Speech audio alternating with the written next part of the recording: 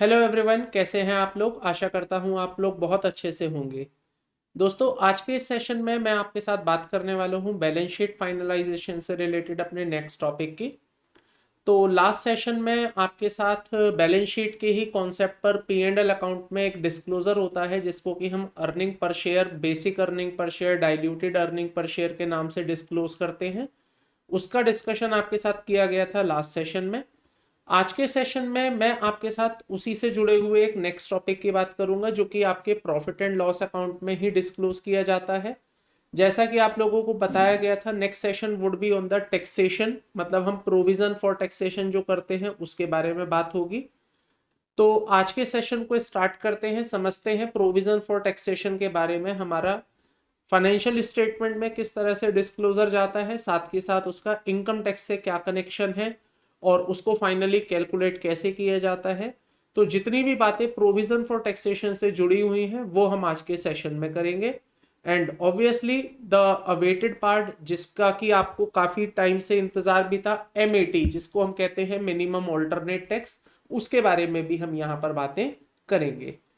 तो आइए सेशन को करते हैं स्टार्ट, समझते हैं इनकम टैक्स के प्रोविजंस के बारे में या टैक्सेशन के प्रोविजन के बारे में। दोस्तों, जब हम बात करते हैं इनकम टैक्स के प्रोविजन या टैक्स के प्रोविजंस के बारे में, तो पहले मैं आपको बता दूं कि एग्जैक्टली हम प्रॉफिट एंड लॉस अकाउंट के कौन से हिस्से को डिस्कस कर रहे हैं, सो दैट आपको एक कनेक्शन स्टेब्लिश हो जाएगा और आप समझ पाएंगे कि what exactly we are doing. आप जब प्रॉफिट एंड लॉस अकाउंट बनाते हैं तो प्रॉफिट एंड लॉस अकाउंट में सबसे पहले आप ऊपर दिखाते हैं रेवेन्यू। रेवेन्यू के बाद दिखाते हैं आप अदर इनकम। अदर इनकम दिखाने के बाद आप इन दोनों का कर देते हैं टोटल। और इस टोटल में से आप 5 खर्चे माइनस करते हैं, जिसमें सबसे पहला खर्चा है डायरेक्ट एक्सपेंस। दूसरा है एम्प्लॉय रिलेटेड एक्सपेंसेस, आपके जो एम्प्लॉय से रिलेटेड एक्सपेंसेस हैं। तीसरे में आप दिखाते हैं फाइनेंस कॉस्ट, अगर आपकी कोई फाइनेंस कॉस्ट आपने इंकर करी है। फिर आप दिखाते हैं डेप्रीसिएशन एंड अमर्टाइजेशन। और पांचवें नंबर पर आप दिखाते हैं अदर एक्सपेंसेस। जब आप ये अदर एक्सपेंसेस दिखा देते हैं तो ये आपके हो जाते हैं टोटल एक्सपेंस। और आप टोटल एक्सपेंस को टोटल रेवेन्यू में से माइनस कर देते हैं या टोटल रेवेन्यू में से टोटल एक्सपेंस माइनस करते हैं, तो ये आपके पास आ जाता है प्रॉफिट बिफोर टैक्स। तो ये कहलाता है आपका प्रॉफिट बिफोर टैक्स। और अब इसमें से आप माइनस करते हैं टैक्स का एक्सपेंस। अब ये जो टैक्स का एक्सपेंस था, आपने देखा होगा फॉर्मेट्स के अंदर हम टैक्स एक्सपेंस जब डिस्कस कर रहे थे तो वहां 3 एक्सपेंसेस थे। एक था प्रायर पीरियड से रिलेटेड, प्रायर ईयर से tax expense related to prior year. और एक दूसरे पर था करंट ईयर। और तीसरे नंबर पर वहां पर था दोस्तों डेफर्ड टैक्स। तो आज का जो मेरा टॉपिक है वो ना तो इस वाले से रिलेटेड है, ना ही वो डेफर्ड टैक्स से रिलेटेड है। आज का जो मेरा टॉपिक है वो है करंट ईयर के टैक्स से रिलेटेड। ये जो करंट ईयर का टैक्स है ये क्या चीज है, ये कैसे कैलकुलेट होती है, इसके पीछे के लॉजिक क्या है, और इसको कैलकुलेट करने के लिए मैं कहां पर जाकर चीजें समझनी पड़ती हैं। आगे बढ़ने से पहले मैं एक चीज आपको क्लियर कर दूं। बैलेंस शीट फाइनलाइजेशन में करंट ईयर का टैक्स कैसे कैलकुलेट होगा, इसका बैलेंस शीट से कोई लेना देना नहीं है। बैलेंस शीट फाइनलाइजेशन तो केवल आपको एक अकाउंटिंग एंट्री बताती है, इनकम टैक्स का खर्चा बुक करने की अकाउंटिंग एंट्री क्या होगी। और आप यकीन मानिए, अगर अकाउंटिंग एंट्री ही बताना मेरा काम है तो ये टॉपिक मेरे लिए 5 मिनट से ज्यादा का नहीं है। लेकिन जब बैलेंस शीट हम फाइनल कर रहे हैं तो मेरा काम केवल अकाउंटिंग एंट्री बताने से खत्म नहीं होगा। मेरा काम खत्म होगा आपको ये टैक्स कैलकुलेट करवाने से।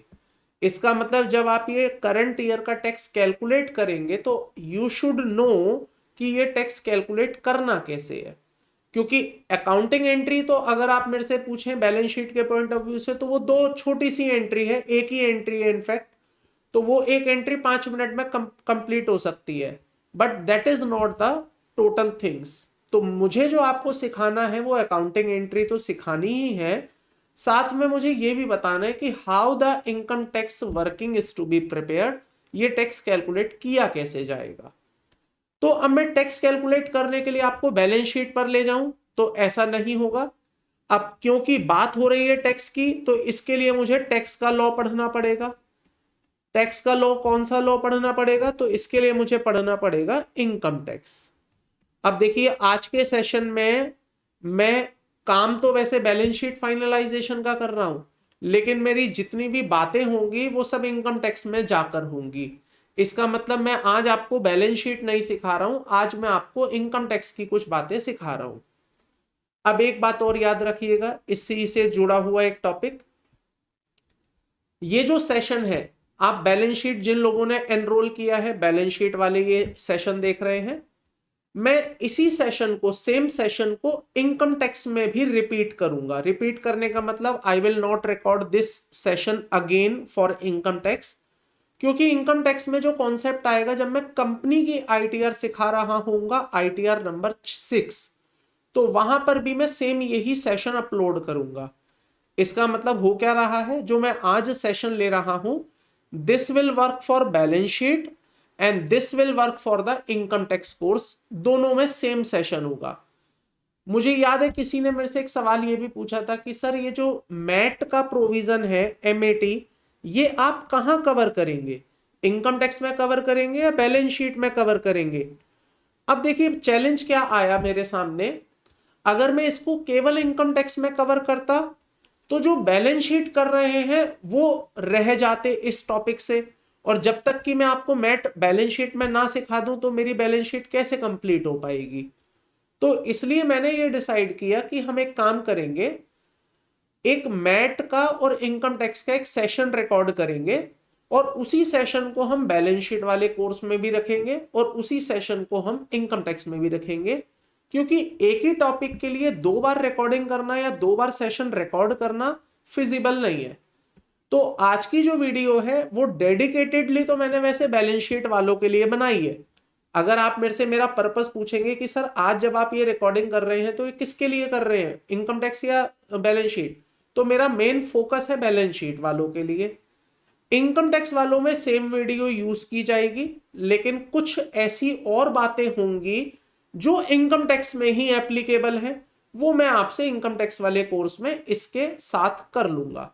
तो आज का सेशन केवल और केवल बैलेंस शीट वालों के लिए डेडिकेटेड रहेगा। Same session will be uploaded in the income tax, but income tax में कुछ और बातें भी जुड़ेंगी, वो मैं आपके साथ इनकम टैक्स कोर्स में ही डिस्कस करूंगा। तो वहां पर आपको 2 सेशंस मिलेंगे मैट से रिलेटेड, एक ये वाला सेम रिपीटेड सेशन होगा और एक डिफरेंट सेशन और आपको वहां पर एड ऑन करके दिया जाएगा। आई होप ये क्लियर हो गया होगा आपको। नाउ अब मैं आपसे बात कर रहा था कि सर जब आप टैक्स की बात कर रहे हैं, टैक्स के खर्चे की बात कर रहे हैं, तो ये जो टैक्स का खर्चा है करंट ईयर का, इसके लिए आपको इनकम टैक्स पर जाना पड़ेगा। इनकम टैक्स वालों से पूछना पड़ेगा कि what is the tax rate, tax कैसे निकलना है, टैक्स कितना निकलना है, टैक्स का करना क्या है, कौन सा हमें टैक्स पे करना है। तो अब हम बैलेंस शीट से निकल रहे हैं, बैलेंस शीट की दुनिया में हम थोड़ी देर बाद वापस आ जाएंगे, इनफैक्ट अगले सेशन में वापस आएंगे। आज के सेशन में अब हम चलते हैं इनकम टैक्स की दुनिया में। पहले इनकम टैक्स वालों से पूछते हैं कि भाई कंपनी के ऊपर जो टैक्स लगता है वो कैसे कैसे क्या लगता है, वो सारी चीजें हमें समझनी है। तो आइए, ये मैं आ गया हूं अब कंपनी के टैक्स के ऊपर। कंपनी के टैक्स में 2 बातें आपको समझनी है, नॉर्मल टैक्स और एक है आपका एमएटी। इनकम टैक्स में 2 शब्द आएंगे दोस्तों, एक है एएमटी और एक शब्द आएगा एमएटी। एएमटी का मतलब होता है ऑल्टरनेट मिनिमम टैक्स, और एमएटी का मतलब होता है मिनिमम ऑल्टरनेट टैक्स। अब इन दोनों में जो फर्क है वो इतना सा फर्क है कि सर जो एमएटी है ये केवल और केवल कंपनी पर एप्लीकेबल होता है, और ये जो एएमटी है ये अदर देन कंपनी पर एप्लीकेबल होता है।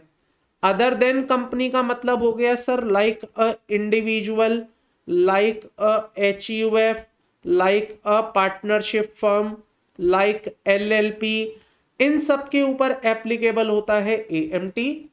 और जब हम बात करते हैं कंपनी की तो वहां एप्लीकेबल होता है MAT। तो आज हम कंपनी के फाइनेंशियल्स की बात कर रहे हैं, तो मैं आपके साथ जो डिस्कस करूंगा वो MAT डिस्कस करूंगा, AMT का डिस्कशन आपके साथ नहीं होगा। AMT का डिस्कशन मैं करूंगा इनकम टैक्स के कोर्स में, बैलेंस शीट में हम इसका डिस्कशन नहीं करेंगे। क्यों नहीं करेंगे? क्योंकि सर बैलेंस शीट के केस में आपको कंपनी एक्ट के अकॉर्डिंग कंपनी की बैलेंस शीट बनानी होती है। बैलेंस शीट वाले कोर्स में कंपनी एक्ट के अकॉर्डिंग आप कंपनी की बैलेंस शीट बनाते हैं, और वहां जब आप प्रोविजन कैलकुलेट करेंगे तो वो आपका MAT के हिसाब से और नॉर्मल टैक्स के हिसाब से होगा, वहां AMT की एप्लीकेबिलिटी नहीं आएगी। तो AMT will be discussed in the income tax course only, but MAT will be discussed in both, income tax में भी करेंगे और बैलेंस शीट में भी करेंगे। और आज जो रिकॉर्डिंग हो रही है वो बैलेंस शीट के लिए ही हो रही है। आइए, अब जब हम इनकम टैक्स का टैक्स कैलकुलेट करने आए हैं, बैलेंस शीट फाइनलाइजेशन में हम टैक्स कैलकुलेट करने आए हैं, तो पहले हमें ये समझना पड़ेगा कि कंपनी के ऊपर टैक्स का रेट क्या होता है, कंपनी के ऊपर इनकम टैक्स के प्रोविजंस क्या होते हैं, कंपनी के ऊपर इनकम टैक्स कितने रेट से लगता है। तो आइए, कंपनी के इनकम टैक्स के रेट को समझने के लिए हम पहले इनकम टैक्स वालों से पूछते हैं कि बताइए कंपनी के ऊपर जो टैक्स का रेट है वो कितना है।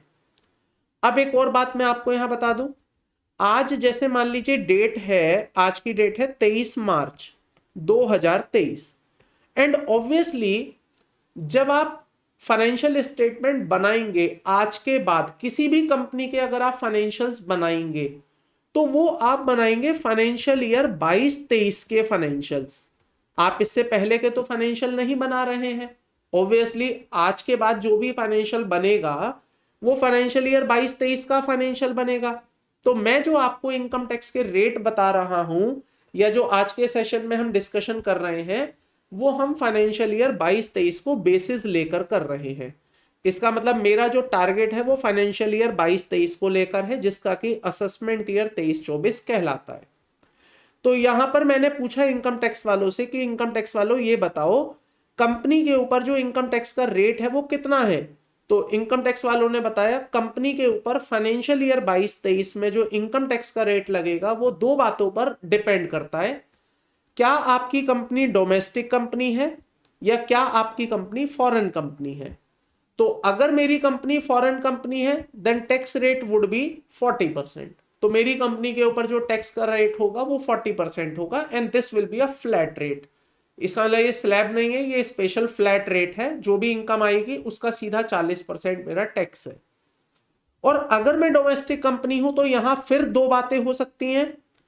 अगर मेरा टर्नओवर फाइनेंशियल ईयर 20-21 में 400 करोड़ या उससे कम रहा है तो मेरे को टैक्स देना है 25% का, और अदरवाइज मेरे को टैक्स देना है 30% का। तो सर फाइनेंशियल ईयर 20-21 का अगर आपका टर्नओवर 400 से कम है या 400 है तो आप सरकार को टैक्स देंगे 25% इन द फाइनेंशियल ईयर 22-23।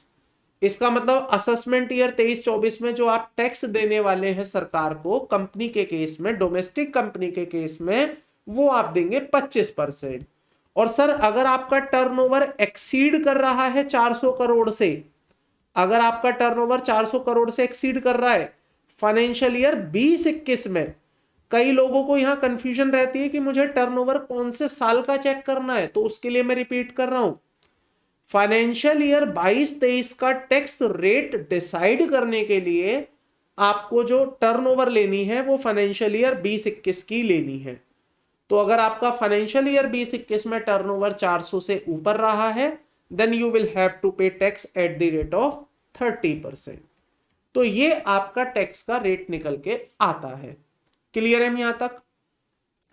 अब बात आती है सर मैं अपना टैक्स जब कैलकुलेट करूंगा तो मैं कौन सी इनकम पर कैलकुलेट करूंगा। तो इसके लिए इनकम टैक्स वाले से पूछने गया मैं कि सरकार बताओ इनकम टैक्स कौन सी इनकम पर कैलकुलेट होगा, ऑन विच इनकम। तो देखिए इनकम ना दो होती हैं आपके हिसाब से, वो मैं दोनों ही इनकम बता रहा हूं। एक इनकम होती है एज पर अकाउंटिंग, एक होती है एज पर अकाउंटिंग, और एक इनकम होती है एज पर इनकम टैक्स। और जो income as per income tax होती है उसी को हम कहते हैं टैक्सेबल इनकम, इसको हम कहते हैं टैक्सेबल इनकम। इसका मतलब यह हुआ सर कि जब मैं इनकम टैक्स कैलकुलेट करूंगा और मैं इनकम टैक्स की कैलकुलेशंस बनाऊंगा या इनकम टैक्स कैलकुलेट की एंट्री डालूंगा या जो इनकम टैक्स कैलकुलेट किया है उसको अकाउंट फॉर करूंगा, तो उस इनकम टैक्स को कैलकुलेट करने के लिए मुझे चाहिए मेरी टैक्सेबल इनकम कितनी है। जो मेरी अकाउंटिंग में इनकम आ रही है ना, मैं उस पर कभी भी इनकम टैक्स कैलकुलेट नहीं करूंगा। उसका मैं आपको कारण बताऊंगा, अभी बताऊंगा थोड़ी देर बाद कि क्यों कैलकुलेट नहीं करूंगा। इनकम टैक्स के मुताबिक इनकम टैक्स जो कैलकुलेट होता है वो टैक्सेबल इनकम पर होता है, वो कभी भी आपकी अकाउंटिंग इनकम पर नहीं होता। तो क्या सर अकाउंटिंग की इनकम और टैक्सेबल इनकम अलग अलग होती हैं? Yes, it might be different, it might be same. इसका मतलब ऐसा हो सकता है कि आपकी अकाउंटिंग की इनकम आपकी टैक्सेबल इनकम के बराबर हो जाए। सर ऐसा भी हो सकता है कि आपकी अकाउंटिंग की इनकम आपकी टैक्सेबल इनकम से कम हो जाए, और सर ऐसा भी हो सकता है कि आपकी अकाउंटिंग की इनकम आपकी टैक्सेबल इनकम से ज्यादा हो जाए। इसका मतलब ये तीनों ही इक्वेशंस पॉसिबल है, प्रैक्टिकली ये तीनों ही इक्वेशन पॉसिबल है। सम टाइम आपकी accounting income may be more than the taxable income, some time आपकी accounting income may be less than the taxable income, and some time your accounting income equal to the taxable income. तीनों ही equations possible है, कहीं पर भी कोई doubt वाली बात नहीं है। बट इनकम टैक्स ये कहता है कि always calculate the taxable income, क्योंकि जब हम इनकम टैक्स लेंगे ना आपसे, तो वो इनकम टैक्स हम आपकी अकाउंटिंग की इनकम पर नहीं लेंगे, वो हम आपसे लेंगे इनकम टैक्स वाली इनकम पर। अब सवाल ये उठता है कि सर जब मैंने प्रॉफिट एंड लॉस अकाउंट बनाया होगा तो प्रॉफिट एंड लॉस अकाउंट में यहां नेट प्रॉफिट निकाला होगा, ये जो नेट प्रॉफिट निकाला होगा ये तो एज पर अकाउंटिंग हुआ। अब मैं इस नेट प्रॉफिट को अगर एज पर टैक्सेबल इनकम में कन्वर्ट करना चाहूं, मतलब मैं ये चाहूं कि how this net profit will be converted into taxable income, तो उसके लिए इनकम टैक्स मुझे सजेस्ट करता है कि आप एक कंप्यूटेशन ऑफ इनकम बनाइए, और ये जो कंप्यूटेशन ऑफ इनकम होगी this will be as per income tax. इसका मतलब इनकम टैक्स वाले ये कहते हैं कि क्या करो, आपने जो अकाउंटिंग में अपना नेट प्रॉफिट निकाला हुआ है उसको बेस ले लो, वो आपका बेस है, और उसके अंदर हमारी अकाउंटिंग में और इनकम टैक्स में जहां जहां डिफरेंसेस बन रहे हैं, जिन पॉइंट्स की वजह से डिफरेंस बन रहे हैं, उन सब पॉइंट्स को एडजस्ट करना शुरू कर दो। मैं एक छोटा सा एग्जांपल लेता हूं। जैसे मान लीजिए सर अकाउंटिंग करते वक्त मैंने डेप्रीसिएशन डाला है एज पर कंपनी एक्ट, जो कि है यहां पर 1,00,000 रुपए, जबकि इनकम टैक्स वाले ये कहते हैं कि हम आपको जो डेप्रीसिएशन दे रहे हैं वो है 2,00,000 रुपए। तो क्या अकाउंटिंग के हिसाब से जो नेट प्रॉफिट आया होगा, क्या उसी इनकम पे मुझे इनकम टैक्स देना है? The answer is no. अब इनकम टैक्स वाले क्या कह रहे हैं कि यहां पर आप बनाओ कंप्यूटेशन ऑफ इनकम, यहां पर आप क्या बनाओ, कंप्यूटेशन ऑफ इनकम। अब कंप्यूटेशन ऑफ इनकम में क्या करो, ये जो डेप्रीसिएशन हम आपको दे रहे हैं इसको तो अलाउ कर दो, इसको तो अलाउ कर दो, और जो डेप्रीसिएशन आप ऑलरेडी अपने P&L में डेबिट करके आए हैं का मतलब यह हुआ कि आपने अपने प्रॉफिट्स को ऑलरेडी 1,00,000 रुपए कम कर लिया है आफ्टर चार्जिंग दिस डेप्रीसिएशन। तो इसको इग्नोर कर दो। इग्नोर करने का मतलब इस डेप्रिसिएशन को वहां से हटा दो। हटाने का मतलब मैं ये वाला डेप्रिसिएशन क्या कर दूंगा, ऐड कर दूंगा। तो जो आपकी बुक्स में डला हुआ डेप्रिसिएशन है which is calculated as per accounting, that will be added back. और जो इनकम टैक्स वाले आपको अलाउ कर रहे हैं that will be reduced, that will B minus. तो ये जो आपके सामने अब इनकम निकल के आएगी इसको हम कहेंगे टैक्सेबल इनकम। और यही आपकी जो चीज है इसको हम कहते हैं कंप्यूटेशन ऑफ इनकम। दोस्तों कंप्यूटेशन ऑफ इनकम में अभी तो मैंने केवल आपको एक एग्जांपल बताया डेप्रीसिएशन, लेकिन आप मेरी बात ध्यान से सुनिए। जब आप इनकम टैक्स की बात करते हैं तो इनकम टैक्स में depreciation is not only the one reason जहां आपकी अकाउंटिंग और इनकम टैक्स की इनकम डिफर करेगी। There are so many cases, there are so many instances जहां पर इनकम टैक्स और अकाउंटिंग के बीच में मतभेद है। इसका मतलब अकाउंटिंग किसी खर्चे को खर्चा मानती है, इनकम टैक्स वाले कहते हैं नहीं साहब ये खर्चा नहीं है। इनकम टैक्स वाले किसी खर्चे को खर्चा मानते हैं, अकाउंटिंग वाले कहते हैं नहीं साहब ये खर्चा नहीं है। अब आपके मन में एक सवाल ये उठेगा कि सर ये हम कैसे समझ पाएंगे कि कौन सी चीजें अकाउंटिंग के हिसाब से खर्चा है बट इनकम टैक्स के हिसाब से खर्चा नहीं है। ये हम कैसे समझ पाएंगे कि कौन सी चीजें इनकम टैक्स के हिसाब से खर्चा है अकाउंटिंग के हिसाब से नहीं है।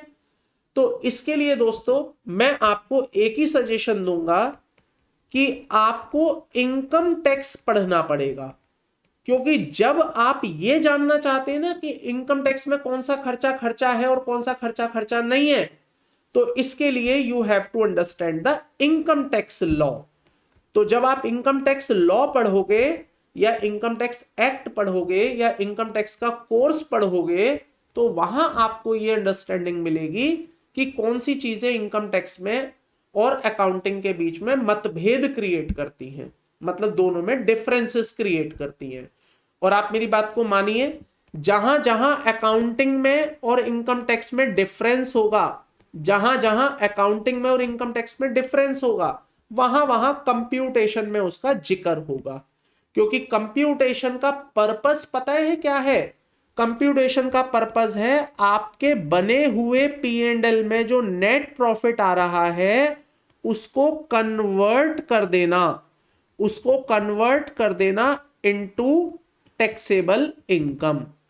और ये कन्वर्जन कैसे होगा सर? जहां जहां आपकी अकाउंटिंग में और जहां जहां आपके इनकम टैक्स में आपस में जहां जहां डिफरेंस होगा, अगर मैं उन डिफरेंसेस को ही यहां पर एडजस्ट कर दूं, मैं उन डिफरेंसेस को ही यहां पर एडजस्ट कर दूं, तो जो रिजल्ट मुझे मिलेगा that will be my computation of income.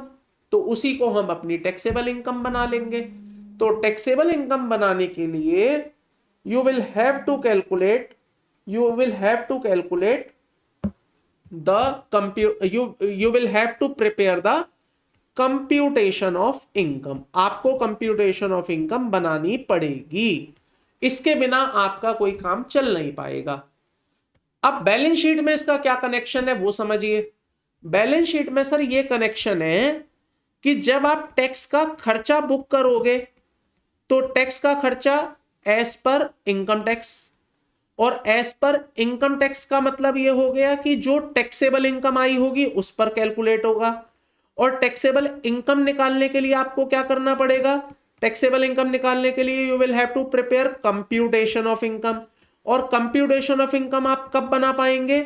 जब आपको यह पता होगा, जब आपको यह पता होगा कि कौन सी ऐसी चीजें हैं which is in the accounting but not in the income tax, and कौन कौन सी ऐसी चीजें हैं which is in the income tax but not in the accounting। तो वो आपकी कंप्यूटेशन बनेगी, और जब कंप्यूटेशन बनेगी ना तभी आपको टैक्सेबल इनकम मिलेगी, और जब टैक्सेबल इनकम मिलेगी तभी आप उसका इनकम टैक्स निकाल पाएंगे, और जब इनकम टैक्स निकाल पाएंगे तभी तो आप उसे P&L में डाल पाएंगे। तो ये आपको मेहनत करनी है। हालांकि बैलेंस शीट में कहीं पर भी हम कंप्यूटेशन ऑफ इनकम को कवर नहीं करते हैं। बैलेंस शीट में केवल मेरा काम है कंप्यूटेशन ऑफ इनकम का फॉर्मेट बताना और चीजों को बताना कि किस तरह से बनती है।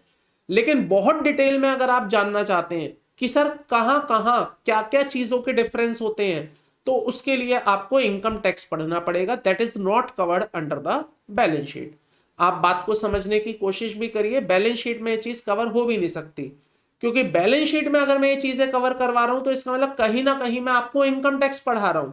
तो बैलेंस शीट में ये चीजें कवर नहीं है, इसके लिए आपको इनकम टैक्स की अंडरस्टैंडिंग लेनी पड़ेगी। मैं आपको कुछ एग्जांपल्स देने की कोशिश करता हूं, आप यहां पर उसको समझिएगा। जैसे मान लीजिए अकाउंटिंग की बात हो रही है। अच्छा, अकाउंटिंग को और इनकम टैक्स को ना दोनों अलग अलग निगाहों से देखिएगा, ये दोनों अलग अलग हैं, बिल्कुल जमीन आसमान का फर्क है दोनों में। अब अकाउंटिंग ये कहती है कि जब आप पी एंड एल बना रहे हैं तो पी एंड एल में आपको एक इनकम मिली है, आपको रेंटल इनकम। अब अकाउंटिंग तो ये कहती है चाहे इनकम रेंट की हो, चाहे इंटरेस्ट की हो, चाहे वो इनकम आपकी ऑपरेशंस की हो, इनकम तो इनकम है। तो आपने यहां पर एक रेंटल इनकम डाली है 1 लाख रुपए की अकाउंटिंग में। अब इस 1 लाख रुपए की इनकम को डालने का रिजल्ट ये हुआ कि जब आपने नेट प्रॉफिट निकाला होगा अकाउंटिंग में, तो वहां 1 लाख रुपए का नेट प्रॉफिट आपका इंक्रीज हो गया। लेकिन इनकम टैक्स वाले कहते हैं कि नहीं साहब, ये जो 1 लाख रुपए की इनकम आप पी एंड एल में दिखाकर बैठे हैं, एक्चुअली में ये आपके बिजनेस की इनकम नहीं है। एक्चुअली में इनकम टैक्स के मुताबिक ये आपकी हाउस प्रॉपर्टी की इनकम है। तो इसका मतलब जब इनकम टैक्स वाले कंप्यूटेशन बनाएंगे ऑफ बिजनेस इनकम, तो वो क्या करेंगे, इस वाले नेट प्रॉफिट को जब बेस लेंगे, वो ये कहेंगे net profit as per P and L account, यहां पर वो एक्स अमाउंट कंसीडर करेंगे, तो उसमें से 1 लाख रुपए माइनस कर देंगे। क्यों माइनस करेंगे, उसका कारण समझिए। वो इसलिए माइनस करेंगे क्योंकि वो कह रहे हैं कि आपके इस 1 लाख रुपए में, आपके इस नेट प्रॉफिट में ये 1 लाख रुपए जुड़ा हुआ है, आपके इस नेट प्रॉफिट में ये वाला 1 लाख रुपए जुड़ा हुआ है, जो कि इनकम टैक्स के मुताबिक आपकी बिजनेस की इनकम नहीं है। तो जब वो बिजनेस इनकम की कंप्यूटेशन करेंगे, तो वहां से वो 1 लाख रुपए हटा देंगे। आप मेरी बात समझ पा रहे हैं? ये तो एक एग्जाम्पल हो गया। दूसरा एग्जाम्पल लीजिए। सर जब हम अकाउंटिंग कर रहे होते हैं तो अकाउंटिंग में पी एंड एल बनाते समय हम बहुत सारे प्रोविजंस डालते हैं। Provision for bad debt, provision for commission to employ, ये अकाउंटिंग में आपके खर्चे हैं। मैं मना नहीं कर रहा हूं, अकाउंटिंग खर्चा मान लेती है। अकाउंटिंग कहती है कि ईयर एंड पर अगर आप प्रोविजन करते हैं बेड डेट का, यू मे डू इट। अगर आप कमीशन देते हैं एम्प्लॉय को और उसका पेबल बुक करते हैं, तो यू मे डू इट, आप कर सकते हैं, मुझे कोई दिक्कत नहीं है। बट इनकम टैक्स वाले कहते हैं नहीं साहब, ये जो 2 खर्चे आप देख रहे हैं यहां पर, इनकम टैक्स में खर्चे अलाउड नहीं है। जब तक कि आपका बेड डेट एक्चुअली में बेड ना हो जाए ना, तब तक वो खर्चा नहीं है। जस्ट प्रोविजन इनकम टैक्स में अलाउड नहीं होगा। तो इनकम टैक्स वाले क्या करेंगे, कंप्यूटेशन ऑफ बिजनेस इनकम बनाएंगे और उस बिजनेस इनकम में नेट प्रॉफिट को बेस ले लेंगे। Net profit as per P and L, जो पी एंड एल में मेरा नेट प्रॉफिट आया होगा उसको बेस ले लेंगे और इसके अंदर फिर क्या करेंगे, एडजस्टमेंट करेंगे। अब आप मुझे बताइए एडजस्टमेंट में क्या करेंगे, प्लस करेंगे या माइनस करेंगे? तो ऑब्वियसली सर वो प्लस करेंगे। रीजन क्या है प्लस करने का? सर जब आपने ये वाला नेट प्रॉफिट निकाला होगा, the moment when you calculated this net profit, तो इस नेट प्रॉफिट में ये वाले जो 2 खर्चे हैं वो आपने माइनस कर रखे होंगे। अकाउंटिंग क्योंकि आपको अलाउ करती है माइनस करना, तो आपने माइनस कर लिया। बट इनकम टैक्स वाले तो आपको अलाउ नहीं कर रहे हैं खर्चा। और क्योंकि आपके इस प्रॉफिट में ये दोनों खर्चे माइनस हो चुके हैं, जबकि इनकम टैक्स आपको इन्हें खर्चा माइनस अलाउ नहीं कर रहा है, तो वो क्या करेगा, यहां पर इन दोनों खर्चों को जोड़ देगा, प्रोविजन फॉर बेड डेट को जोड़ देगा। सिमिलरली वो जोड़ देगा provision for commission to employ. अब सी, चैलेंज ये है कि यहां पर अब तक मैंने आपको 2 या 3 चीजें बता दी। इनकम टैक्स में 2, 3, 4, 5 चीजें नहीं है दोस्तों। इनकम टैक्स में बहुत सारी ऐसी आइटमें हैं जो अकाउंटिंग और इनकम टैक्स के बीच में डिफरेंस क्रिएट करती हैं। एंड ये मेरे लिए बैलेंस शीट के कोर्स में तो कम से कम पॉसिबल नहीं होगा कि मैं आपको वो सारे पॉइंट्स बताऊं जो इनकम टैक्स में मना है या हाँ है। तो उसके लिए आपको पहले इनकम टैक्स की अंडरस्टैंडिंग लेनी पड़ेगी। एक छोटा सा एग्जांपल और लेते हैं। अकाउंटिंग करते वक्त अगर आपने कोई खर्चा डाला है और उस खर्चे पे आपने टीडीएस नहीं काटा है, तो अकाउंटिंग वाले कहते हैं कि साहब टीडीएस काटा या नहीं काटा कोई दिक्कत नहीं है, it will be your expense. Accounting वाले ऐसा कहते हैं कि ये एक्सपेंस है आपका। लेकिन इनकम टैक्स वालों की सुनने जाओगे तो इनकम टैक्स वाले पता है क्या कहते हैं? इनकम टैक्स वाले कहते हैं कि अगर आपने किसी खर्चे पर टीडीएस नहीं काटा है तो वो एक्सपेंस आपका डिसअलाउ हो जाएगा। अगर किसी खर्चे पर आपने टीडीएस नहीं काटा then expense will be disallowed. तो इसका मतलब यहां भी डिफरेंस आ गया दोनों के केस में। यस, दोनों में डिफरेंस है। एक एग्जांपल और लीजिए। इनकम टैक्स कहता है कि if you are doing a scientific research, अगर आप बिजनेस करते हैं और साइंटिफिक रिसर्च करते हैं और उसके लिए आप कोई असेट खरीदते हैं, तो उस असेट को हम पहले साल में ही, ईयर 1 में ही फुल डेप्रिसिएशन आपको अलाउ कर देंगे। इसका मतलब आपने 1 लाख रुपए की असेट खरीदी तो आपको पहले साल में ही 1 लाख रुपए का डेप्रिसिएशन दे देंगे। जबकि अकाउंटिंग कहती है कि अरे 1 साल में कैसे मिल सकता है आपको डेप्रिसिएशन, हम तो इसे 10 साल में देंगे। अब अकाउंटिंग करते वक्त आपको अकाउंटिंग की सुननी है, कंपनी एक्ट की सुननी है, और आईटीआर के वक्त आपको इनकम टैक्स की सुननी है। तो दोनों में डिफरेंस है। अब अकाउंटिंग के हिसाब से आपको डेप्रिसिएशन मिल रहा है 10,000 का, जबकि इनकम टैक्स वाले आपको डेप्रिसिएशन दे रहे हैं 1 लाख का।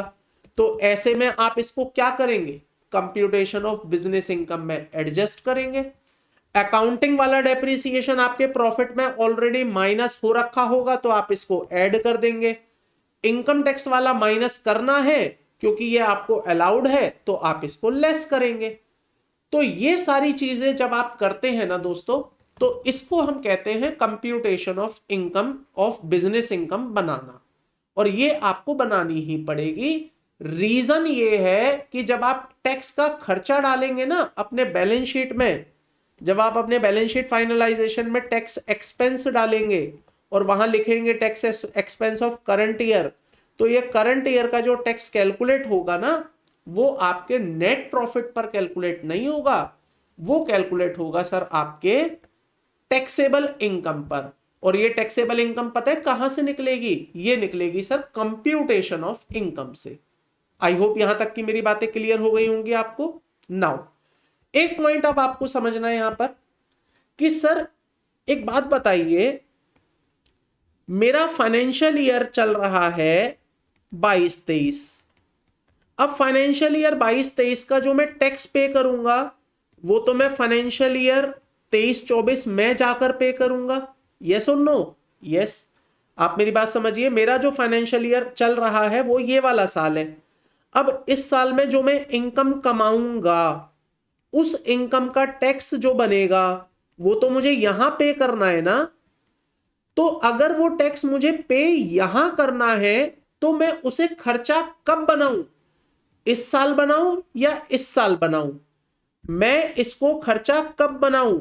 मैं इसको फाइनेंशियल ईयर 22-23 में खर्चा बनाऊं या मैं इसको फाइनेंशियल ईयर 23-24 में जाकर खर्चा बनाऊं? तो दोस्तों अकाउंटिंग का एक कॉन्सेप्ट है जो ये कहता है कि जो खर्चा जिस साल से रिलेटेड है उसे उसी साल में खर्चा बनाना पड़ेगा। जो खर्चा जिस साल से रिलेटेड है उसे उसी साल खर्चा बनाना है। तो ऐसे में क्योंकि यहां जो मैं टैक्स पे करने जा रहा हूं वो रिलेटेड तो मेरा इस साल से है ना, तो यहां खर्चा बनाना पड़ेगा। लेकिन सर यहां खर्चा बनाऊं कैसे? यहां तो मैंने पैसा दिया ही नहीं है, पैसा तो मैं यहां दे रहा हूं, तो मैं यहां खर्चा बनाऊं कैसे? इसके लिए आपको बनाना पड़ेगा provision for tax.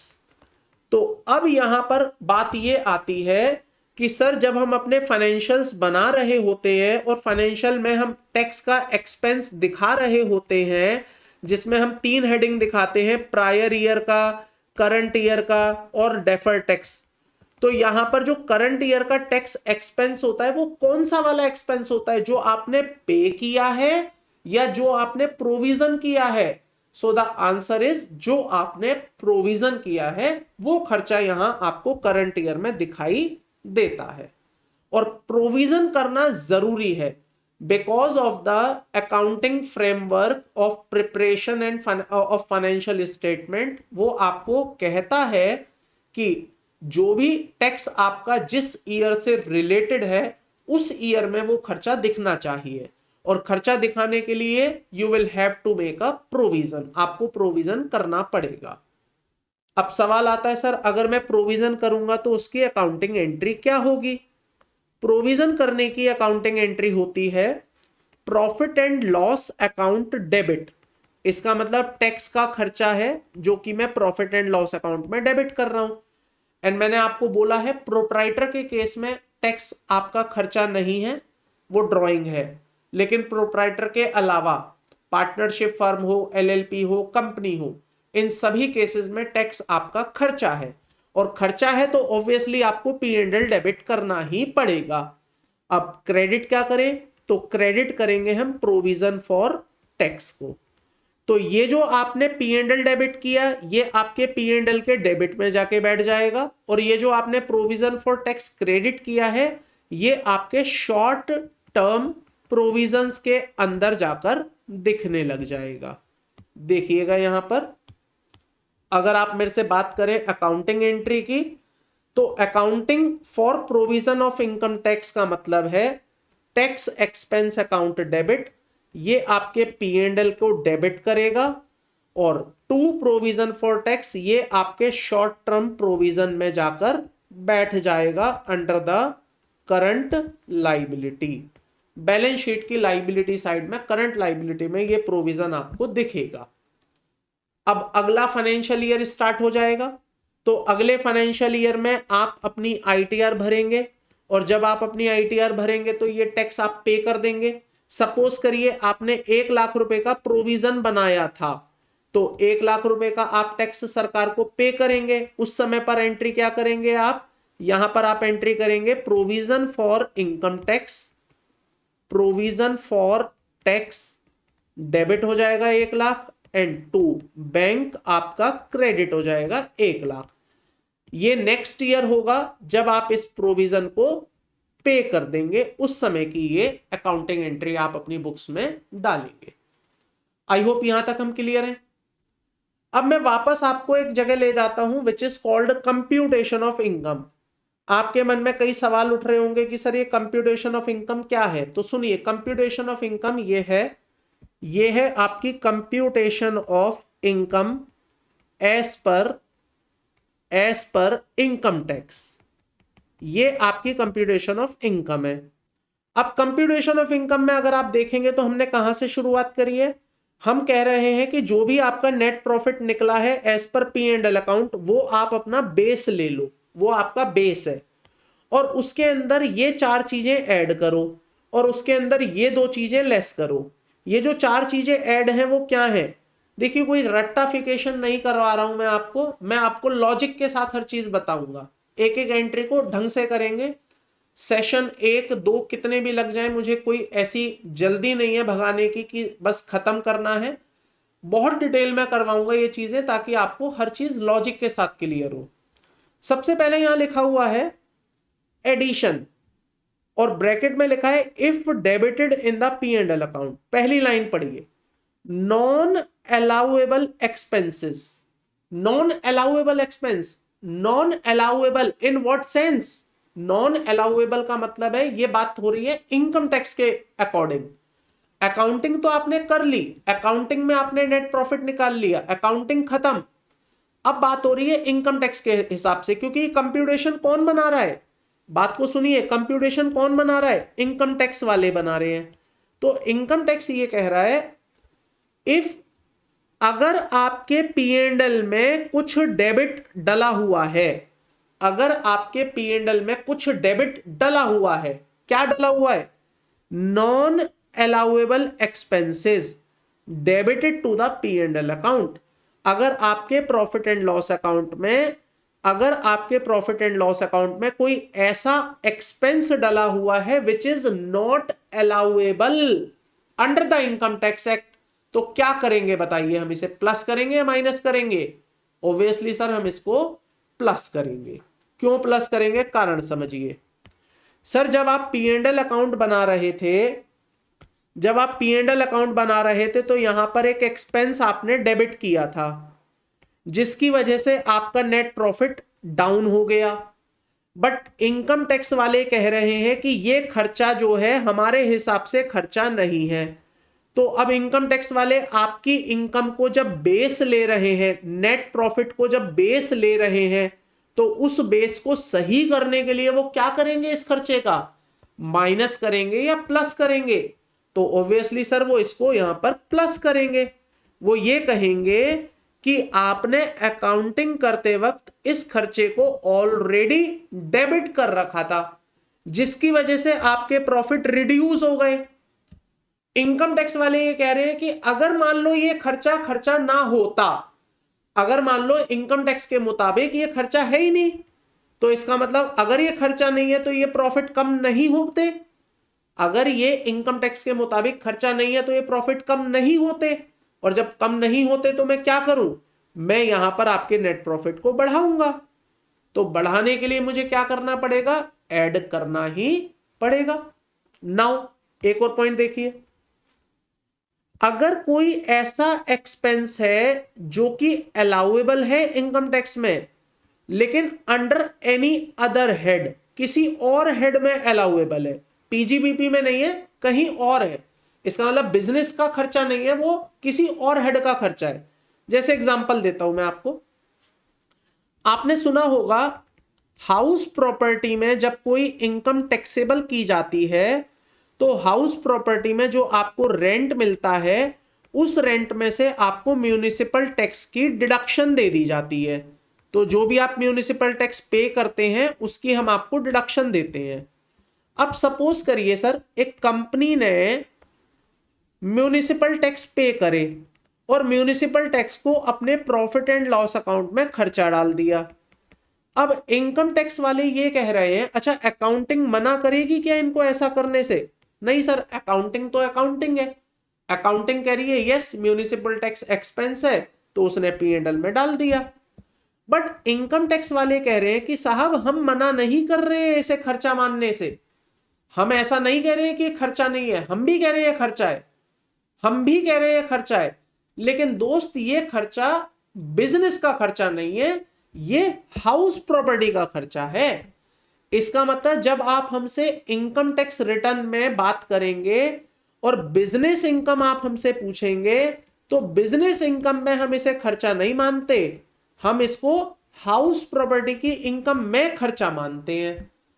But business ने, अकाउंटिंग ने क्या कर रखा है? बिजनेस में ही पीएनएल में ही इसे खर्चा मनवा लिया है।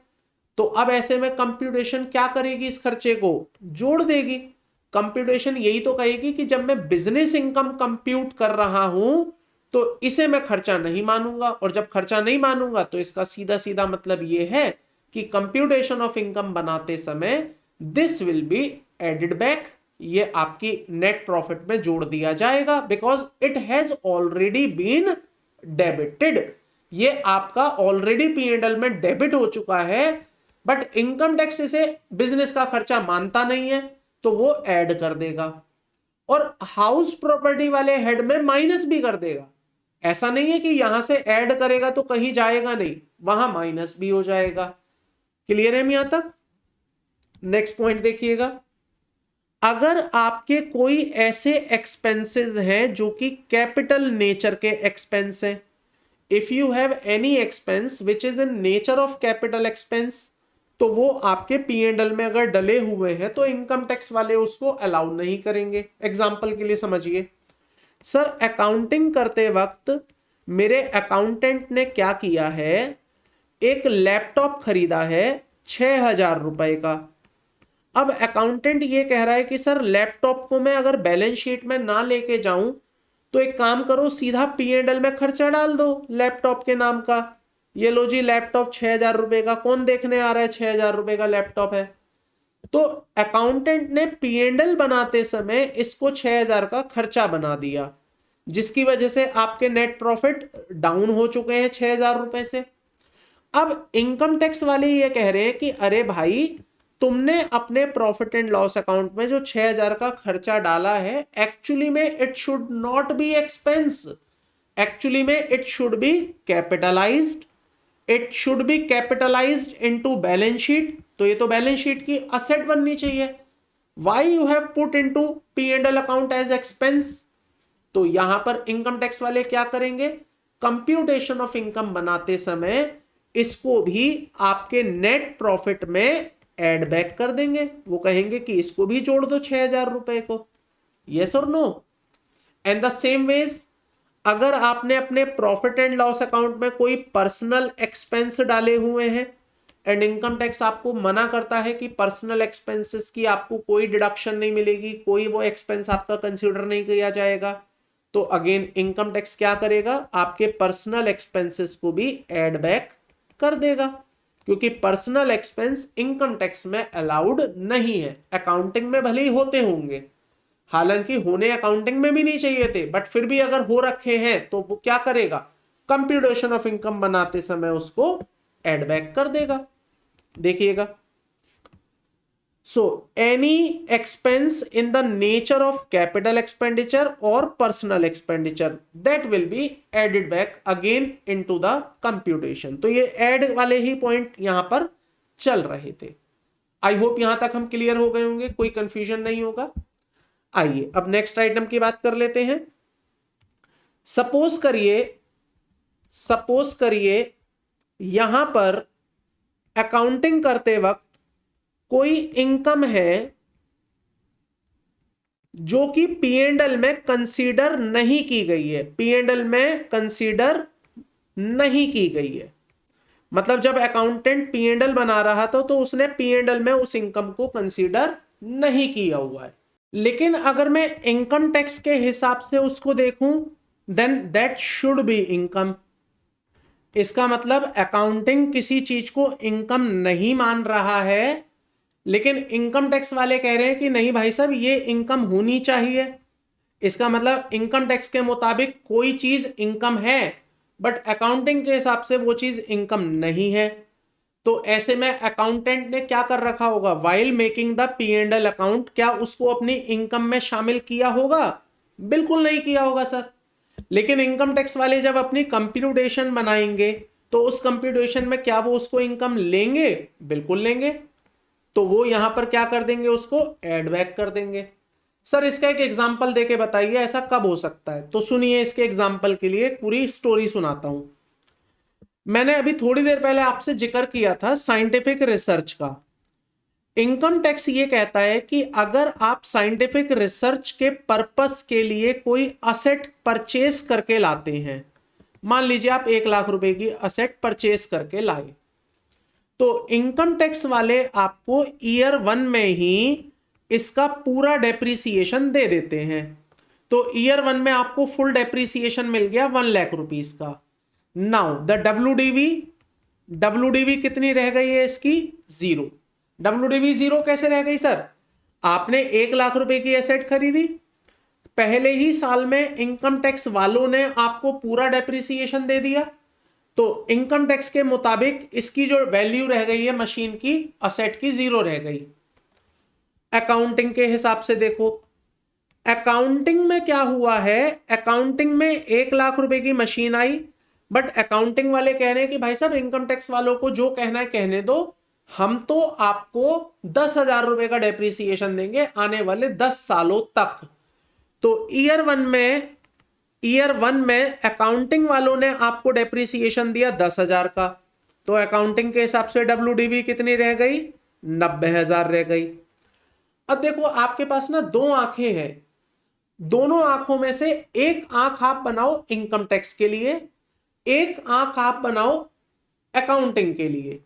अब जरा इनकम टैक्स वाली आंख बंद करके अकाउंटिंग वाली आंख खोलो और देखो कि आपके हिसाब से असेट की वैल्यू कितनी बची। तो आपको आंसर मिलेगा सर मेरे हिसाब से असेट की वैल्यू 90,000 बची। अब थोड़ी देर के लिए अकाउंटिंग वाली आंखें बंद करो, इनकम टैक्स वाली आंखें खोलो। इनकम टैक्स के हिसाब से असेट कितने की बची? तो सर इनकम टैक्स के हिसाब से असेट 0 की बची। चलिए अब आपने क्या किया, इस असेट को बेच दिया। You finally sold this asset. आपने इस असेट को बेच दिया। कितने में बेच दिया? मान लीजिए 90,000 रुपए में आपने ये असेट बेच दी। अब जैसे ही आपने 90,000 रुपए में असेट बेची तो अकाउंटिंग वाले ने एंट्री क्या करी होगी? बैंक अकाउंट डेबिट 90,000 रुपए टू असेट 90,000 रुपए। बताइए अकाउंटिंग में क्या इस असेट को बेचने से कोई इनकम या कोई लॉस क्रिएट हुआ? अकाउंटिंग में इस असेट को बेचने से क्या कोई इनकम या कोई लॉस क्रिएट हुआ? नहीं हुआ सर, नहीं हुआ। 90,000 की असेट थी, 90,000 में ही आपने बेच दी, नो लॉस नो प्रॉफिट। लेकिन इनकम टैक्स में इनकम हो गई। अब वो कैसे हुई वो समझिए। जब आप इनकम टैक्स की निगाहों से देख रहे थे तो इनकम टैक्स की निगाहों से इस मशीन की, इस असेट की वैल्यू 0 थी और जिसको आपने कितने में बेच दिया? 90,000 में बेच दिया। अब एक बात बताओ, इनकम टैक्स वाले आपसे क्या कह रहे हैं कि साहब हमारे हिसाब से ये चीज कितने की है? 0 की। और आपने इस 0 की चीज को बेचने में कितने रुपए ले लिए? 90,000 रुपए। जो बताओ ये आपकी इनकम बनी या नहीं बनी? बन गई। तो इनकम टैक्स के मुताबिक this is your income, but accounting के मुताबिक this is not your income. ऐसा नहीं है कि कोई गलत कह रहा है, गलत ना अकाउंटिंग कह रही है, गलत ना इनकम टैक्स है, सही है दोनों ही। अकाउंटिंग अपनी जगह पर सही है, इनकम टैक्स अपनी जगह पर सही है। और यही तो दोनों के बीच में डिफरेंसेस हैं।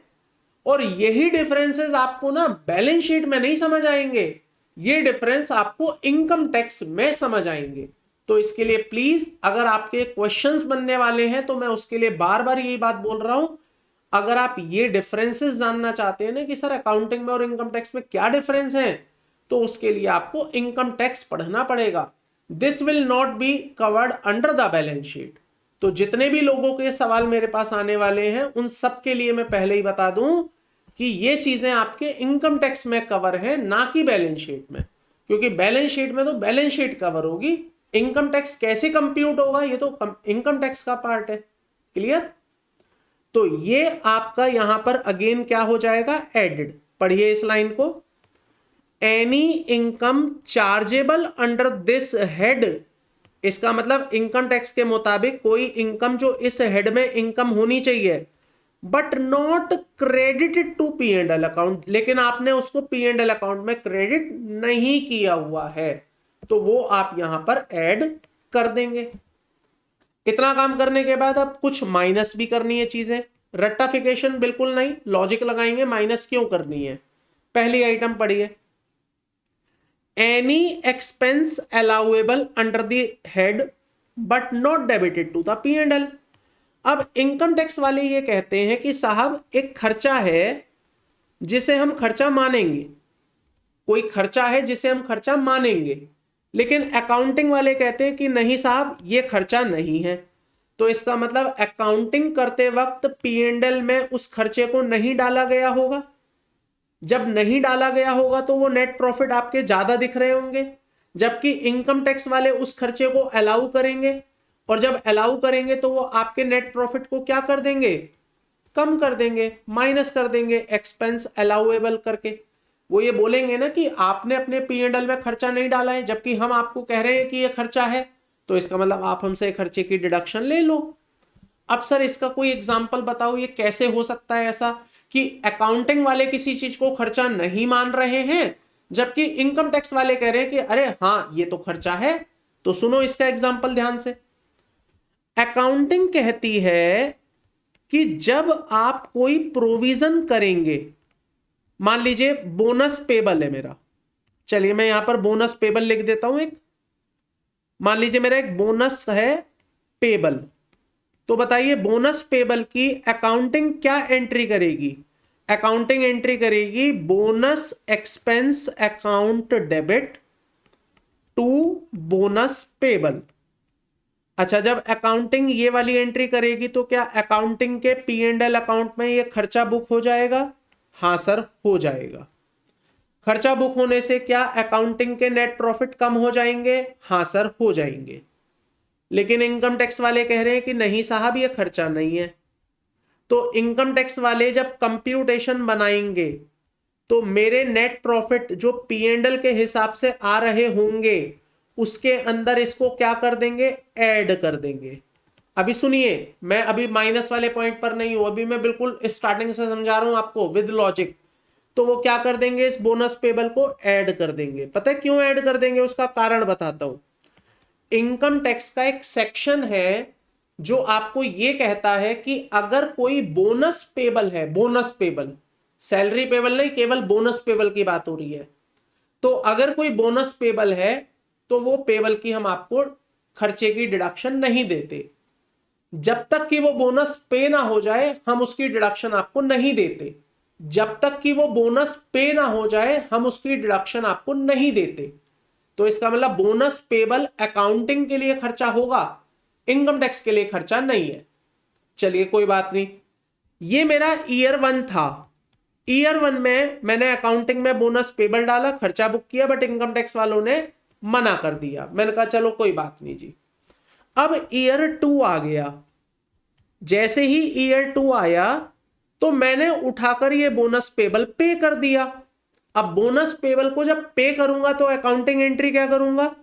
Bonus payable debit to bank. अब ये बताओ, जब अगला साल आएगा, अगले साल में मैं बोनस को पे करूंगा, तो क्या मैं अपने पी एंड एल अकाउंट में फिर से खर्चा डालूंगा बोनस पे करने का या नहीं डालूंगा? नहीं सर, आप खर्चा नहीं डालोगे। क्यों नहीं डालोगे? क्योंकि सर आपने कोई नया खर्चा थोड़ी पे किया है। आपने तो क्या पे किया है? आपने पुरानी लाइबिलिटी पे करी है। जिस बोनस पेबल को आपने ईयर 1 में बुक किया था, आपने वो बोनस पेबल पे किया है। So this will not become year expense. लेकिन इनकम टैक्स अब दूसरी कहानी बोलता है। इनकम टैक्स कहता है क्योंकि क्योंकि हमने आपको बोनस पेबल बनाते वक्त खर्चे की डिडक्शन नहीं दी थी, तो जिस दिन ये बोनस पेबल तुम पे कर दोगे, जिस दिन ये बोनस पेबल तुम पे कर दोगे, तब मैं तुम्हें इसकी डिडक्शन दे दूंगा। तो इनकम टैक्स कहता है कि जिस दिन ये बोनस पेबल पे हो जाएगा ना, पेड हो जाएगा, पेड, उस दिन आप हमसे डिडक्शन ले लेना। इसका मतलब सर ईयर 2 पता है क्या कहेगा? ईयर 2 कहेगा कि पी एंड एल में कोई खर्चा ही नहीं है। ईयर 2 क्या कहेगा? पी एंड एल में कोई खर्चा ही नहीं है। जबकि इनकम टैक्स वाले कहेंगे अरे भाई साहब, खर्चे की डिडक्शन तो ले लो हमसे, खर्चे की डिडक्शन तो ले लो, क्योंकि तुमने बोनस पेबल को पे कर दिया है, क्योंकि तुमने बोनस पेबल को पेड कर दिया है, तो हमसे डिडक्शन तो लेते जाओ। So this is the case where expense is not debited to the P&L account. Expense is not debited to the P&L account, but it is allowable. But it is allowable under the income tax. तो वहां पर क्या करना पड़ेगा मुझे computation of income बनाते में? मुझे ऑब्वियसली सर इस वाले नेट प्रॉफिट को जब मैं बेस बना रहा हूं तो उस नेट प्रॉफिट में से माइनस करना पड़ेगा, because income tax is allowing a deduction to me. Income tax मुझे डिडक्शन दे रहा है, अकाउंटिंग ने नहीं दी थी, अकाउंटिंग पहले दे के बैठा था। आई होप मेरी बात आपको समझ आ रही होगी। तो यहां पर इस लाइन को पढ़िएगा फिर से।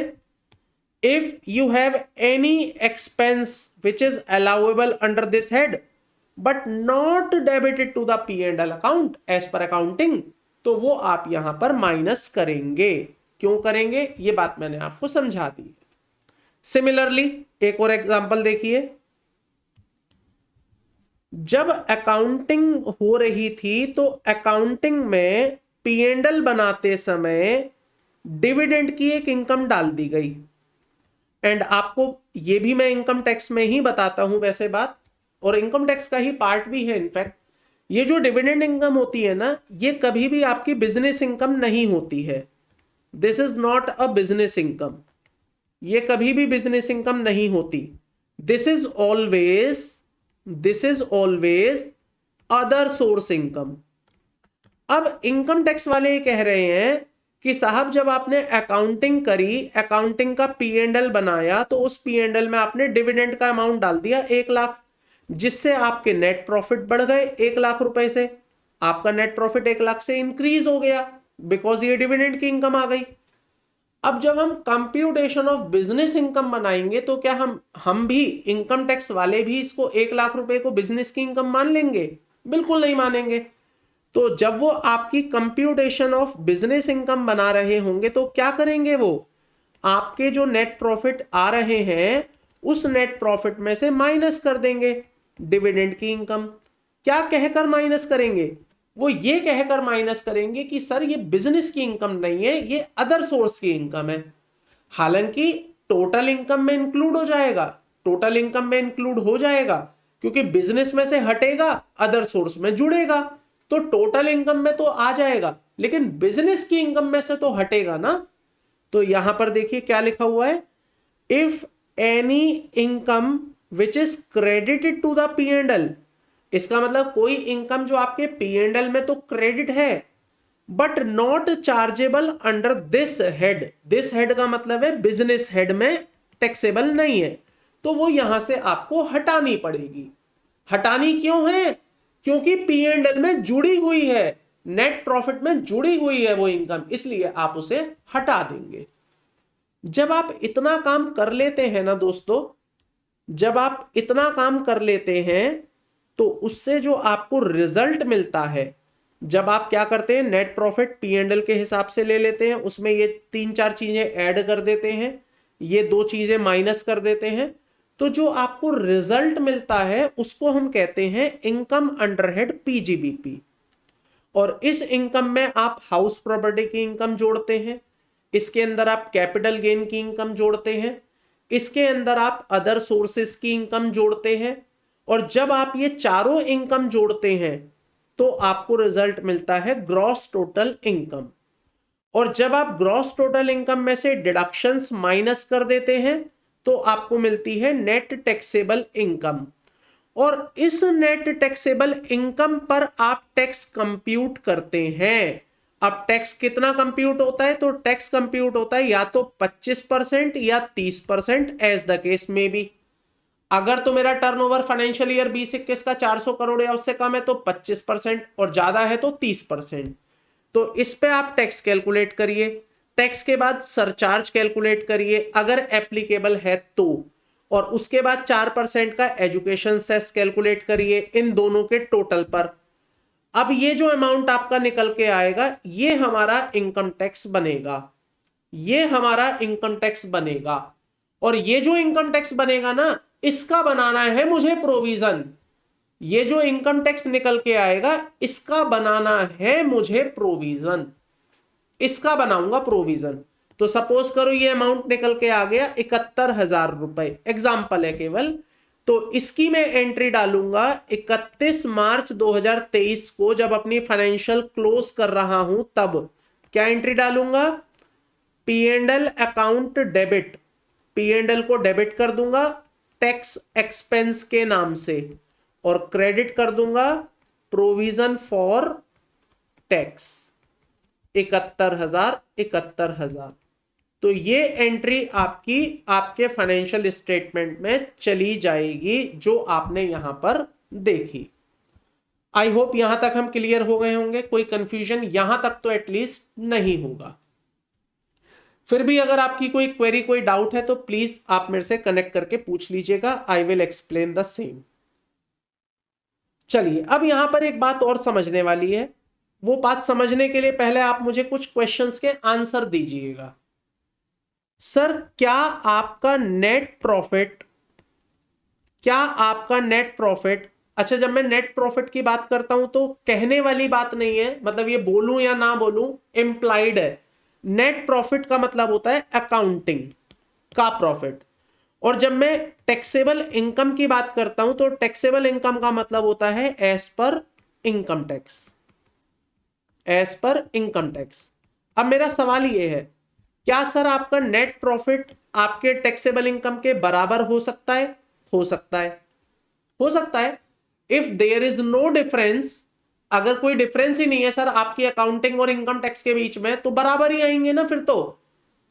हालांकि ऐसा रेयर होता है, क्योंकि सर अगर डेप्रिसिएशन कहानी में है, अगर किसी कंपनी में डेप्रिसिएशन है तो समझ ही लो, तो समझ ही लो डिफरेंस आना ही आना है।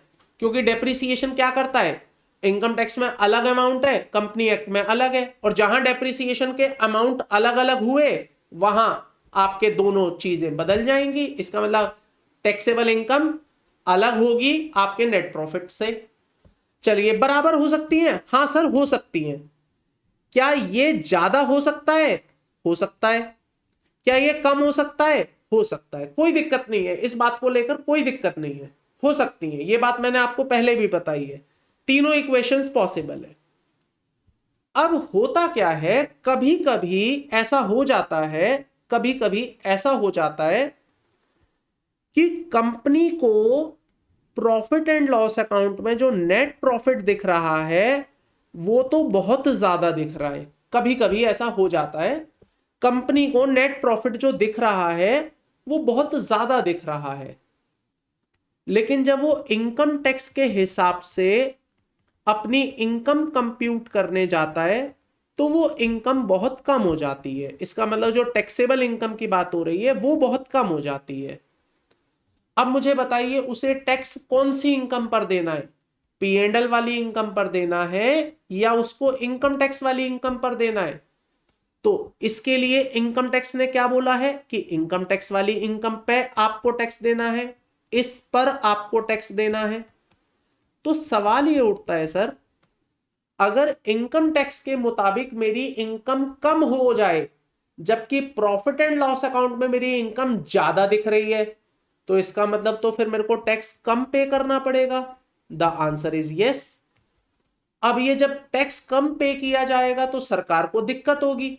सरकार क्या देखेगी कि तुम अपने शेयर होल्डर को तो बड़े बड़े प्रॉफिट्स दिखा रहे हो, बड़े बड़े प्रॉफिट्स दिखा रहे हो, लेकिन जब इनकम टैक्स देने की बारी आती है तो तुम कहते हो जी हमें कम इनकम हुई है या लॉस हो गया या नहीं हुई इनकम, तो हमारे को टैक्स का चूना लग जाता है, मतलब हमारा टैक्स कम आता है।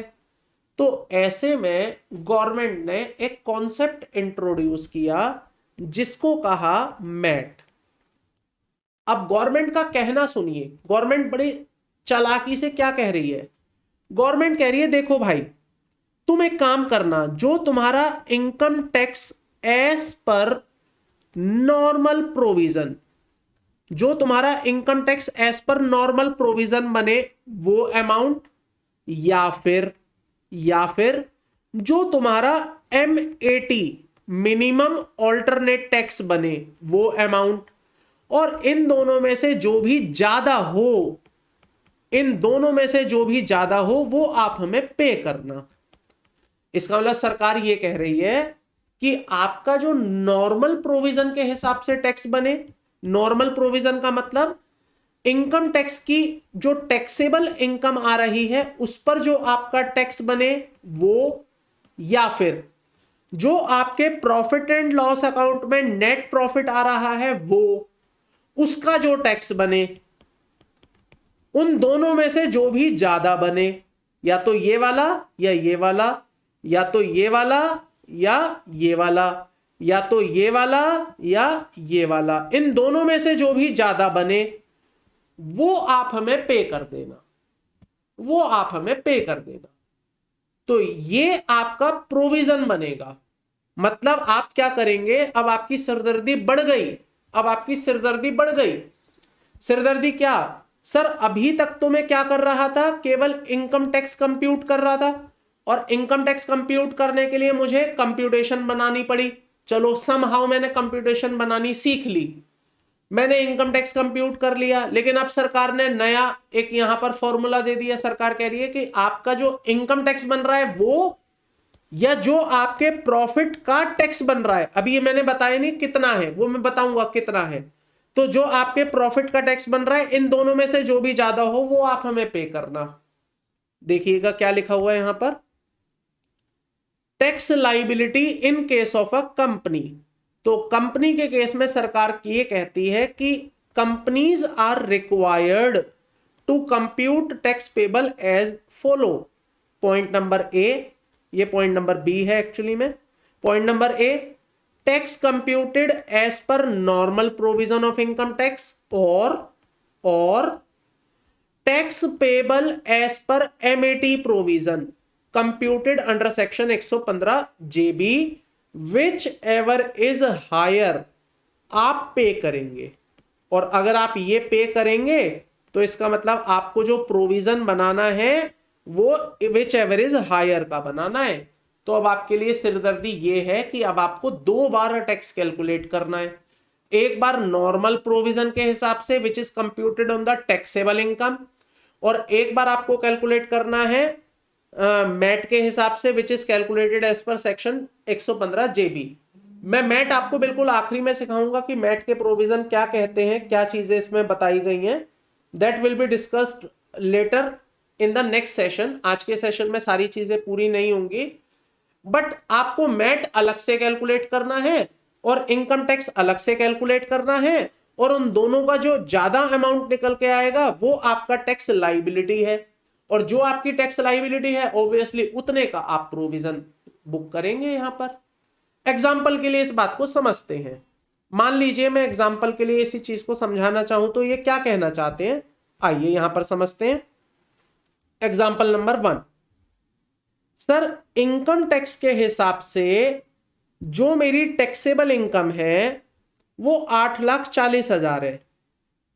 मान के चलते हैं टैक्स का रेट है 30% कंपनी के ऊपर, और जो एमएटी के हिसाब से मेरे बुक प्रॉफिट है। अच्छा ये बात मैंने आपको शायद बताई नहीं कि ये जो एमएटी कैलकुलेट होता है ना, मैट जो मैं आपको बता रहा था, मैट ये किस पर कैलकुलेट होता है, ये होता है बुक प्रॉफिट पर। जो मैं अभी आपको net profit net profit net profit कह रहा था ना, नेट प्रॉफिट नहीं, ये बुक प्रॉफिट पर कैलकुलेट होता है। और वो बुक प्रॉफिट कैसे कैलकुलेट होते हैं ये मैं आपको बिल्कुल एंड में बताऊंगा। ये देखिए ये मैंने पीडीएफ बनाया हुआ है, ये है आपके बुक प्रॉफिट की कैलकुलेशन। तो ये जो बुक प्रॉफिट कैलकुलेट करने का तरीका है ये मैं आपको अगले सेशन में दिखाऊंगा, कराऊंगा पूरा प्रैक्टिकली। तो ये जो मैट कैलकुलेट होगा ये आपके बुक प्रॉफिट पर कैलकुलेट होगा। क्लियर है यहां तक? तो अब लॉ ये कहता है कि आपकी टैक्सेबल इनकम है 840, मान के चलते हैं कंपनी का टैक्स रेट है 30%, आपके बुक प्रॉफिट है 1840, इसका मतलब एमएटी के हिसाब से आपकी जो इनकम है वो 1840 है। अब आपको टैक्स देना है तो कितना देंगे? अच्छा ये मैंने आपको बताया नहीं एमएटी कितना है। एमएटी का रेट होता है दोस्तों 15%। यहां लिख भी लीजिए कहीं, जहां पर मैं आपको ये बता रहा था ना इस वाले पेज में लिख लीजिएगा, मैं लिखना भूल गया हूं। तो यहां पर मैंने लिखा है tax computed as per normal provision और tax payable as per MAT. तो मैट का मतलब है 15% ऑफ बुक प्रॉफिट। तो जो भी आपके बुक प्रॉफिट निकलेंगे उसका 15%। तो यहां पर वापस से आइए एग्जांपल पर, आपके पास 8,40,000 की इनकम टैक्स के मुताबिक इनकम है, आपके पास 18,40,000 की एमएटी के हिसाब से इनकम है, और एमएटी का जो टैक्स है वो 15% है। और आपको मालूम है विच एवर इज हायर, जो भी अमाउंट निकलेगा वो मुझे सरकार को पे करना है। तो बताइए इनकम टैक्स के हिसाब से आपकी लाइबिलिटी कितनी? तो सर इनकम टैक्स के हिसाब से मेरी लाइबिलिटी बनेगी 8,40,000 का 30%, दैट कम्स टू बी 2,52,000। और सर 18,40,000 का अगर मैं 15% करता हूं तो एमएटी के हिसाब से मेरी लाइबिलिटी कितनी निकलेगी? 2,76,000। तो मैं सरकार को क्या पे करूंगा? Whichever is higher I will pay 2,76,000 to government. Clear है हम यहां तक? अब ध्यान से दूसरा एग्जाम्पल देखिए, एग्जाम्पल नंबर 2। मान लीजिए इनकम टैक्स के अकॉर्डिंग आपकी इनकम आई, जिसको कि मैं टैक्सेबल इनकम कहता हूं, 8,40,000, जबकि आपके बुक प्रॉफिट है मान लीजिए 10 लाख। तो आप क्या देंगे सरकार को? सर इनकम टैक्स देना है मुझे 30%, मान लेते 30% का टैक्स ले लेता हूं एग्जाम्पल के लिए। तो 8,40,000 का 30% मुझे सरकार को देने हैं 252, या फिर मुझे देना है मैट, और मैट कितना है? 10 लाख का 15%, that comes to be 150। Whichever is higher, तो मुझे सरकार को देना है 2,52,000। इसका मतलब कंपनी के केस में आप एक अकेला टैक्स कैलकुलेट नहीं करेंगे, कंपनी के केस में आप 2 बार टैक्स कैलकुलेट करेंगे। एक बार इनकम टैक्स कैलकुलेट करेंगे as per on the taxable income as per income tax, जिसका रेट होगा इधर 25% और 30%, और एक आप कैलकुलेट करेंगे बुक प्रॉफिट्स के ऊपर मैट, जिसका रेट होगा 15%, और फिर आप कंपेयर करेंगे दोनों को। विच एवर इज हायर, वो जो अमाउंट निकल के आएगा, you will paid that amount, आप उस अमाउंट को यहां पर पे करेंगे। आई होप यहां तक हम क्लियर हो गए होंगे। इसका मतलब अगर मैं कंक्लूड करूं तो पॉइंट ये निकल के आता है, सर जब मैं प्रोविजन फॉर टैक्स करूंगा, तो प्रोविजन फॉर टैक्स करने से पहले मुझे 2 काम करने हैं। एक मुझे बनानी है कंप्यूटेशन ऑफ इनकम, जिससे कि मैं निकालूंगा अपना इनकम टैक्स, और एक मुझे बनानी है बुक प्रॉफिट की वर्किंग, जिससे मैं अपना कैलकुलेट करूंगा मैट। फिर इसका इनकम टैक्स और इसका मैट, इन दोनों में से जो भी हायर आएगा उतने अमाउंट से I will create a provision, clear है यहां तक? कोई कंफ्यूजन तो नहीं है दोस्तों? आज के सेशन में मैं इतना ही रख रहा हूं, क्योंकि अभी अगर मैं मैट का डिस्कशन और कंटिन्यू करूंगा तो it will take another 1.5 hour, तो बहुत लंबा सेशन हो जाएगा। आज के सेशन को मैं इतना ही होल्ड कर रहा हूं। रिमेनिंग टॉपिक आपके साथ नेक्स्ट सेशन में डिस्कस किया जाएगा, जिसमें कंप्लीटली मैट का डिस्कशन है। लेकिन अब यहां एक प्रॉब्लम और अटकेगी मेरे सामने। प्रॉब्लम यह है कि सर आपने अभी एक कनेक्शन जोड़ा हुआ है मैट के साथ, अगली क्लास 1 दिन बाद होगी तो वो कनेक्शन टूट जाएगा कहीं ना कहीं। तो इसके लिए मैं आपसे एक रिक्वेस्ट करूंगा, जब अगली क्लास में स्टार्ट करूंगा तो अगली क्लास को स्टार्ट करने से पहले मैं आपको 10 मिनट की रिवीजन कराऊंगा। मतलब अगला टॉपिक, अगले कंटिन्यूएशन में से पहले हम 10 मिनट की रिवीजन करेंगे। तो मैं आपसे रिक्वेस्ट ये करूंगा कि जब मैं आपको वो रिवीजन कराऊं, आप भी वो रिवीजन प्रॉपरली वैसे ही करें, ताकि आपका कनेक्शन जुड़ जाए पिछले टॉपिक के साथ, या जो पिछला सेशन था उसके साथ। क्योंकि ये मजा आपको मैट सीखने का और मैट की एंट्री सीखने का, बैलेंस शीट के अंदर इसका क्या लिंक है, ये सीखने का मजा तभी आएगा जब ये लिंकिंग के साथ आप सीख रहे होंगे। तो मैं पूरी कोशिश करूंगा अपनी तरफ से कि नेक्स्ट सेशन में आपको ऐसे जोड़ूं कि आपको फील ही ना हो कि ये सेशन दूसरा है और वो सेशन दूसरा था। क्लियर? आज के सेशन में इतना ही रख रहा हूं दोस्तों। आपसे फिर मुलाकात करता हूं नेक्स्ट सेशन में, continuation of MAT and tax on companies and provision. Till then, thank you, bye bye.